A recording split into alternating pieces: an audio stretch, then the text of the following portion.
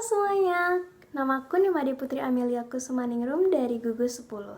Nah, di sini ada nggak sih yang pengen sekolah di pendidikan kedokteran hewan tapi masih ragu karena nggak tahu prospek kerjanya apa aja? Nah, jadi di sini aku mau membahas tentang prospek kerja dari pendidikan dokter hewan. Nah, yang pertama itu adalah praktek dokter hewan mandiri di kota besar maupun di daerah. Kemudian yang kedua, kita bisa menjadi peneliti, konsultan, ataupun pengajar di berbagai instansi pemerintah ataupun di swasta. Nah, bidangnya itu juga cukup luas. Kita tidak hanya bisa mengajar di Fakultas Kedokteran Hewan saja, tapi kita juga bisa mengajar di bidang kedokteran umum, di bidang peternakan, pertanian, maupun kelautan dan perikanan.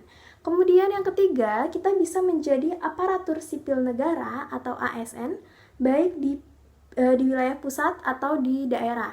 Nah, bidangnya juga berbagai macam, di antara lain bidang peternakan, bidang pertanian, maupun bidang perikanan.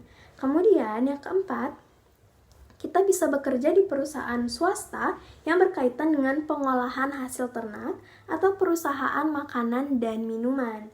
Kemudian yang kelima, kita bisa berwirausaha ternak, entah itu unggas, hewan besar, ataupun yang lainnya. Kemudian buat yang mau jadi polisi nih, kalian bisa juga jadi polisi. Nama polisinya adalah Dokpol. Nah, Dokpol hewan ini biasanya bertugas untuk menjaga kesehatan anjing pelacak, kemudian juga bertugas sebagai ahli forensik bagi hewan-hewan yang meninggal ataupun mati karena ulah manusia, maupun sebagai tenaga forensik bagi suatu kematian yang diakibatkan oleh hewan.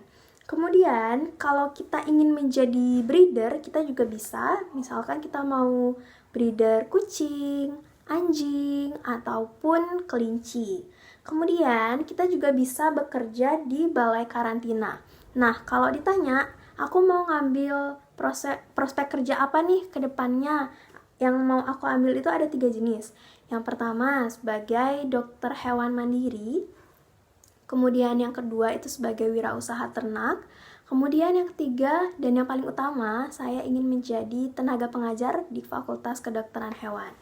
Nah, tentunya ketiga pekerjaan ini akan saya usahakan untuk berjalan dengan seimbang. Nah, kalau ditanya kenapa memilih ketiga profesi tersebut, karena saya mulai dari yang paling utama dulu ya, yakni menjadi tenaga pengajar.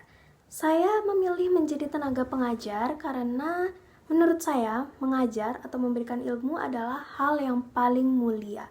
Jadi saya sangat senang apabila ilmu yang saya berikan, mereka gunakan di kemudian hari dan berguna bagi mereka. Kemudian kenapa saya memilih menjadi dokter hewan mandiri yang membuka praktek mandiri? Karena saya tidak ingin kehilangan ciri khas dari dokter hewan pada umumnya. Kemudian mengapa saya memilih untuk menjadi wirausaha ternak? Karena saya ingin membuka suatu usaha dan juga mengundang ataupun memperkerjakan orang-orang yang membutuhkan pekerjaan. Nah, sekian dari saya. Sampai jumpa.